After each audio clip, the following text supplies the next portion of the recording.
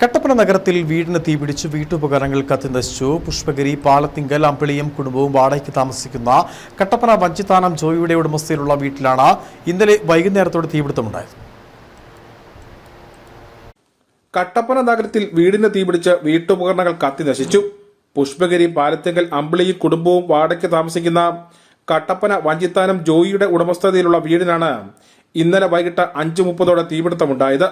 വസ്ത്ര വ്യാപാര സ്ഥാപനത്തിലെ ജീവനക്കാരിയായ അമ്പിളിയും ഭർത്താവ് അനീഷും സ്ഥലത്ത് ഉണ്ടായിരുന്നില്ല. അപകട സമയം അമ്പിളിയുടെ 3 മക്കൾ വീടിന് പുറത്തായിരുന്നു. തീയും പുകയും ഉയരുന്നത് കണ്ട അയൽവാസികൾ അറിയിച്ചതിനെ തുടർന്ന് കട്ടപ്പന അഗ്നിരക്ഷാ സേനയുടെ 2 യൂണിറ്റ് സ്ഥലത്തെത്തി തീയണച്ചു. TV, വാഷിംഗ് മെഷീൻ ഉൾപ്പെടെയുള്ള വീട്ടുപകരണങ്ങളും വസ്ത്രങ്ങളും കത്തി നശിച്ചു. അപകട കാരണം വ്യക്തമല്ല. News bureau, Kattappana.